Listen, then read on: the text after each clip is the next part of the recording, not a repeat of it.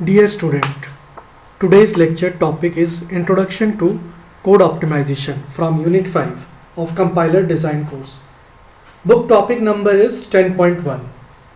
I hope everyone remember in Unit 1 during discussion of phases of compiler we first introduced with the topic code optimization. It is fifth phase of compiler.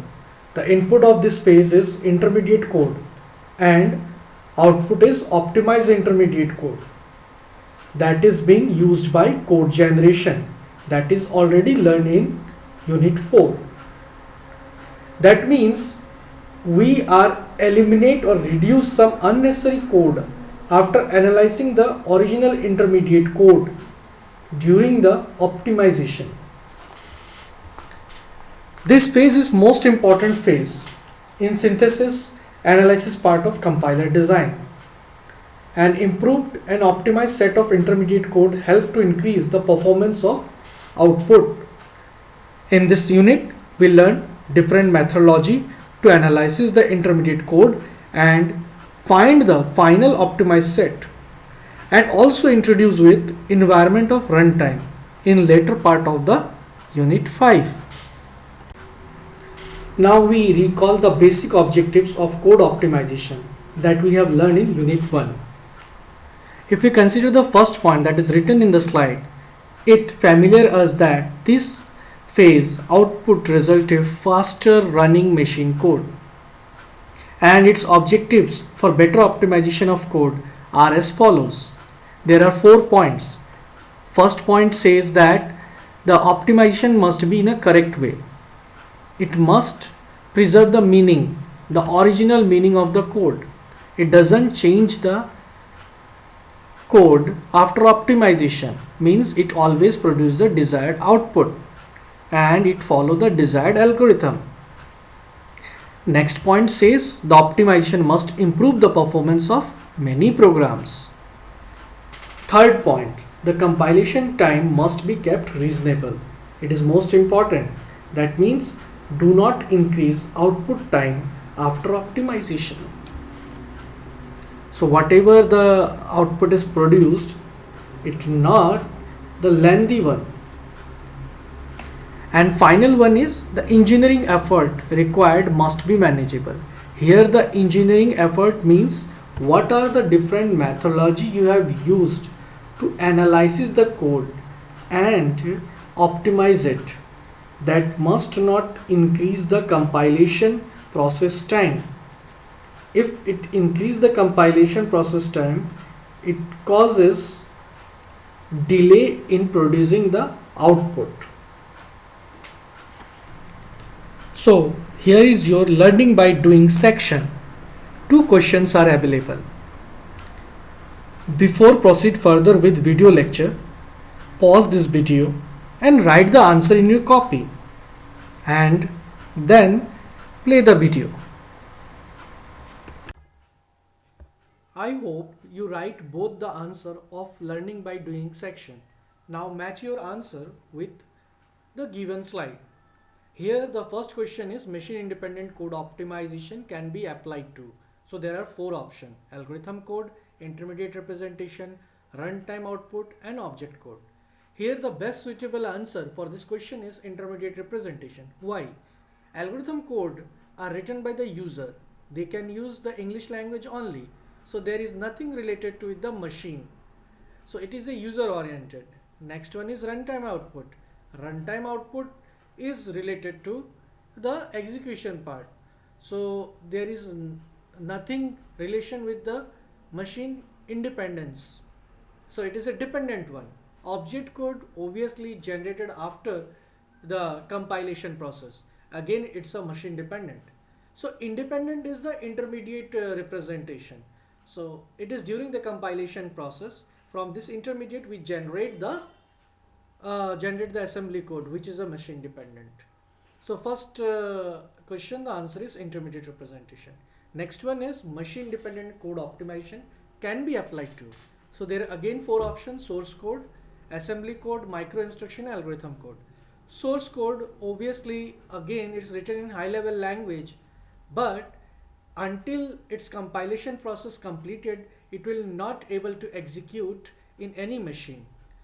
So it is machine independent, not the machine dependent. Assembly code, we know that mnemonics are directly related to the microprocessor. So that is a static number of mnemonics available for the micro instruction, and it is depend upon the microprocessor. So it is the correct answer as a machine dependent code. Other than the two option micro instruction, it is a hardware related. So nothing so related with the above environment where you can manipulate anything. So it is not possible the user interact with these micro instruction directly. And final one is algorithm code, already I told you in the last question. So these two are the answer, correct answer. Here in this section of code optimization, we discussing the term machine independent optimization, machine dependent optimization. That is we just familiar from the learning by doing section. Here the slide is divided into two parts. One part represent the different stages of your problem solution. First, the logic part that you have written in algorithm, then the coding part in high level language. Third, it is the compilation process, fifth stage, and also the fourth stage, that dealing with the intermediate representation of your high level language code. Then it moves to the sixth phase where it able to generate a machine dependent code, that is an assembly language mnemonics. And after that further go to the machine where digital logic apply this logic that you have thinking and write in algorithm form. So it produce an output or machine behave as per your algorithm. So same way the left side of a slide, it's given the different stages. See that the source program after algorithm is shown, and after that the compiler process, whole process is divided into two parts. The first part up to fifth phase, it is above the machine dependency, and from sixth phase onwards it is machine dependent. So I hope now you have a clear picture regarding the code optimization related to the machine independent optimization and machine dependent optimization. So what are those part of machine independent? That is clearly explained in the finally the high level language and intermediate representation is totally machine independent, and machine dependent are assembly language. Why I am not consider digital logic as is totally hardware, where user not directly interacted with the hardware. Now in this section we're going to discuss the criteria for code improving transformation. So to understand that, first you need to be understand that to generate an efficient target language program, a programmer needs more than an optimizing compiler. In this section we review the option available to a programmer and a compiler for crafting efficient target programs. So how you going to create an efficient target program we discussed here.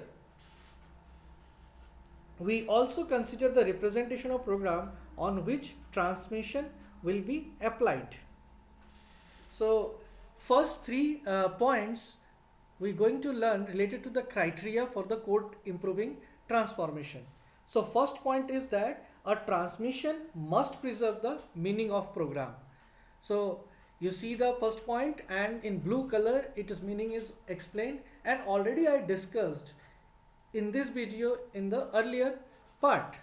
So that it is clearly explained that the output produced by a program for a given input or cause an error such as division by zero that was not present original version of source program.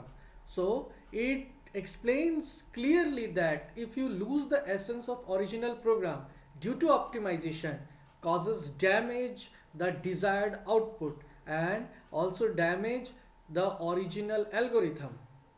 So you must be understand the first criteria, that is most important. Second one, a transformation must on and the average, so speed up the program by a measurable amount. That means sometimes we are interested in reducing the space taken by the compiled code. Although the size of the code has less importance than its once had. So that is the most important thing. Size is not always considered as an important one for an optimization. But if it is succeed in improving the amount of performance, this is always good. Next one already is there, that not every transformation succeed in improving very easily. So you are not easily succeed in improving a program performance. So it's a tougher one. So you need to be understand that whatever optimization methodology algorithm you used, it must give you a benefit in terms of performance, that is speed up the program's performance. Finally, occasionally an optimization may slow down a program slightly. Yes, optimization may be result in slow the performance. So this one is very much concerning point. You so the second point is most important. It always, whatever the methodology used, it always affect in performance to speed up, not reducing the performance. And final one is a transformation must be worth the effort. That means already I discussed that whatever the engineering effort you have put it not increase the compilation time. If compilation time increases, you are getting delay the output. So in blue color, all the three statements we consider again. The first statement says that it does not make any sense for a compiler writer to expend the intellectual effort to implement a code improving transformation. So you increase the so much compilation time, and what to get in a good output, it not give you the benefit. Increasing compilation time, it may be delay in delivering your product. Next point, to have the compiler expand the additional time compiling source program if the effort is not repaid when the target programs are executed. So from this second point, it is clear that whatever the effort you have put it there to optimize it, maybe at the end, after so much delay in compilation process, you are getting nothing. It reduces your performance, then it will be a big problem. Finally, some local or peephole transformation may be enough to give you a benefit in the performance. So remember this last point, that these small things may give you a big benefit. Now, the next topic is getting better performance. Here, diagrammatic improvements in the running time of a program, such as cutting the running time from a few hours to few seconds, are usually obtained by improving the programs at all levels, from the source level to the target level. So it is reflected in this diagram. That is the book diagram only, figure 10.1.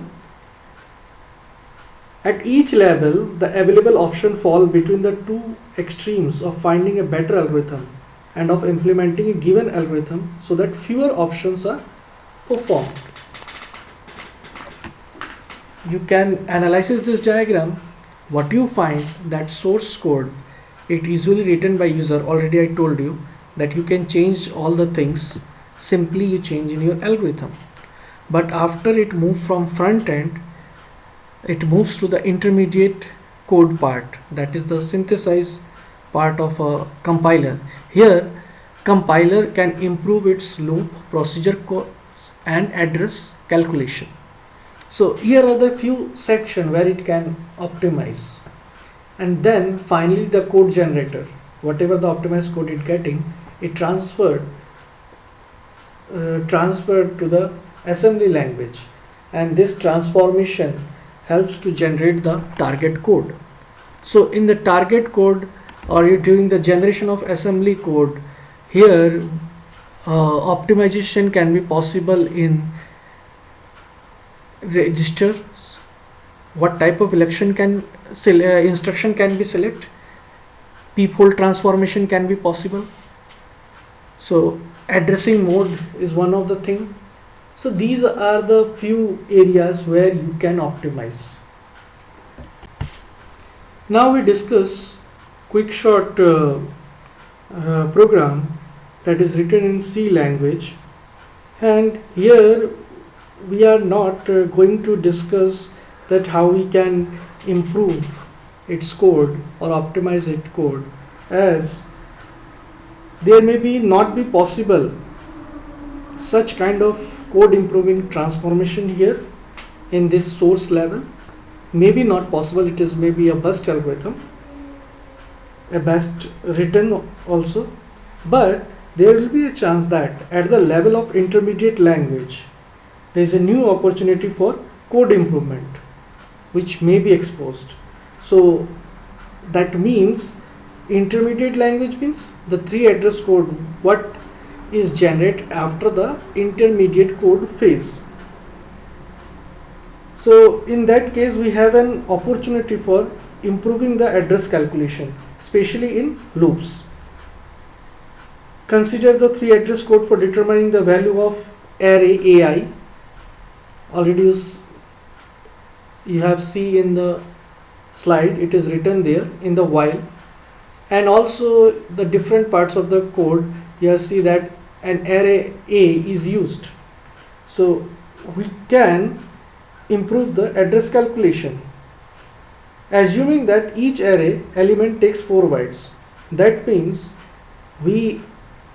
if we are using an index variable I or j, we have to always multiply this with 4 at the time of intermediate code. So that is shown in the next slide. So before that, we again come to our learning by doing section. We try to write an answer for it. So here is a question for you. So the question is how we improve the intermediate code representation for optimization. So 3 options are there. Now pause the video and write the answer of this question in your copy, and then play again this video. I hope you have write the answer. So as per the question, how we improve the intermediate code representation for optimization, we can perform the analysis. So what are the analysis are there? Control flow analysis, data flow analysis, or both.